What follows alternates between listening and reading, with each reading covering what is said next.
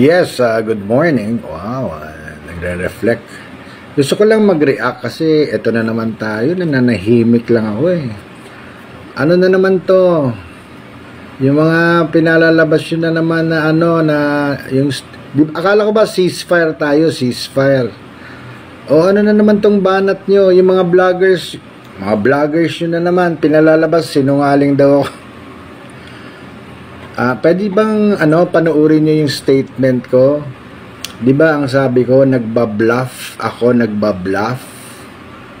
Bakit nakalagay diyan sa mga statement ng mga vloggers, kung kaninong vloggers yan na inamin ko daw na nagsinungaling ako?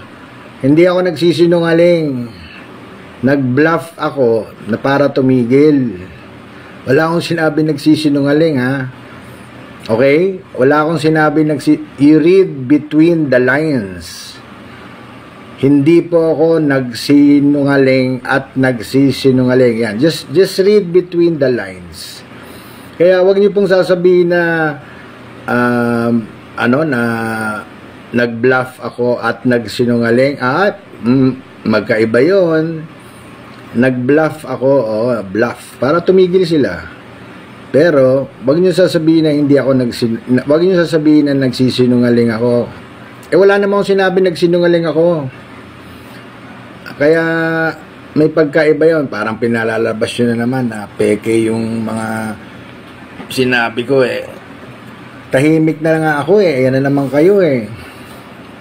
Basta itong aking sasabihin na malinaw na malinaw to. Ang sinabi ko, nagbluff ako. Ano ba ibig sabihin ng bluff? Bluff. Parang pananakot. Nanakot ako na pag hindi sila tumigil, maglalabas ako. Di ba? Dalawa naman ibig sabihin ng bluff eh. Pwedeng bluff na hindi totoo at bluff na totoo. Kumbaga sa baril yan, pwedeng may baril na walang bala, pwedeng may baril may bala. Hindi natin alam, di ba? Pwedeng bluff na walang bala, bluff na may bala. Basta ito lang sasabihin ko, hindi po ako nagsinungaling. Never ako magsisinungaling. Pag may sinabi ako, paninindigan ko. Yung sinabi ko nagbabluff ako, totoo yun. Binabluff ko, baka sanang tumigil na eh. Pero, hindi po ako nagsinungaling. Kaya huwag niyong palalabasin na yung mga sinabi ko ay hindi totoo. Okay? Kasi kayo rin,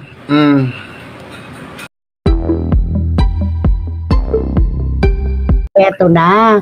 Alam mo, hanggang ngayon, pag nagbasa ka ng mga sinasabi ng ating mga kababayan sa social media, sabi ko nga kung ang tao ay totoong nakakagat ang dila, kapag siya'y pinag-uusapan, abay baka putol na ang dila nitong si Anjo Iliana. Di ba? Kasi ang bashing sa kanya. Ibang klase. Kaya iba tong ginawa niyang ito, isang malaking bangungot para sa kanya itong ginawa niyang ito. Kasi hindi makakalimutan ito. Yung ginawa niyang ito para kay Senate President na kay Tito Soto na yung ginawa niya ito, sobra. Iba. At ang namayani dito, yung ating kultura ng pagkakaroon ng utang na loob. Totoo. Na ang mga kaibigan na nagpapahalaga sa atin, dapat ay binabalikan din natin ng magandang pakikisama. Hindi natin tinatraidor pagdating ng araw. Nakakatakot siyang maging kaibigan. Totoo. Kahapon na gusto kong tanungin kay Congressman Richard Gomez kung gusto pa ba niyang maging kaibigan si Angel, baka pati siya traidorin din. Hindi, pinigilan ko na lang Okay, eto ang ating mga komento mula kay Bradley Guevara. Ay, nako Nay, sa ginawa ni Dino, wala nang aabangan na susunod na kabanata. Wala naman na siyang babalikan pa. Ang pagkatapos ng ginawa niya kay Senator Tito Soto, walang utang na loob sa mga taong nakasama niya. Totoo naman ito Totoong-totoo ito.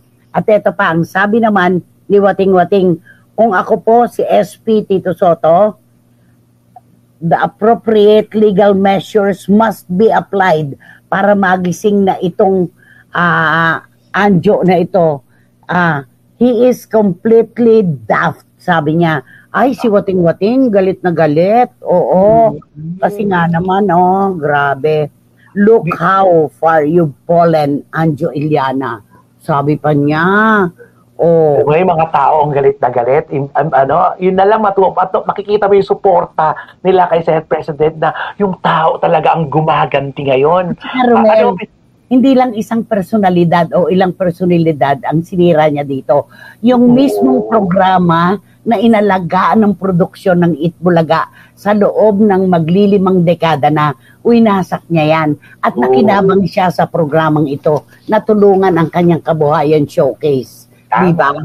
Okay, sabi naman ni Gaison Magdadaro, kaya siguro maingay ngayon si Anjo, baka hopya na siyang maging daan sa pagbabalik niya mapa-showbiz o politika, kaso nagkamali siya. Ayaw ng mga Pinoy sa walang utang na loob. Tama. Sabi ni Shoni Sebastian, nayang si Anjo kaya siguro nag-iingay yan dahil wala na siyang karera at kinikita siguro po kapos na sa budget. Kaya gumagawa na lang ng kwento para mapansin. Kaso po, wala naman pong umampi sa kanya. Sorry na lang, Anjo. Better luck next time. Labang ka kay Sony. Kasi kung umaasa siya, nag-ingay siya at mapapansin siya at mabibigyan siya ng mga proyekto, naku, ito na yung sinasabing make or break. Dito siya na-break. Hindi siya na-make. Laglag. Sabi naman ni Dan Clavesillas, malamang nga po tapos na ang karera niya. Lesson learned. Kaya next time, huwag pa dalos-dalos at matutong tumanaw ng utang na loob. Hindi mo man lang naisip ang pinagsamahan nyo ng matagal na panahon. Sadyang nakakalungkot. Negang-nega katuloy ngayon, Anjo Iliana. Sabi ni Dan Clavesillas. At si Edeletada, tama ang sapantahan ng bayan na dito na magtatapos ang showbiz at political career nitong matabil na si Anjo Iliana. At pwede rin siyang kasuhan sa mga binitiwang niyang salita laban kay SP Tito Soto. Aba, si Juris Doctor Channel, ay wala na talagang babalikan yan sa showbiz man o sa politika. Kung yung mga dati nga niyang nakasama, biniktima pa niya, yung ibang tao pa kaya. Sa totoo lang, siya rin ang nagpahamak sa sarili niya dahil ginawa pa niyang pain ang sarili niya. Ito yung tipo ng taong nakakatakot mapabilang sa isang circle of friends dahil baka any monument char. Basta, Anjo and his big mouth, eme. Talagang ang dami nagagalit.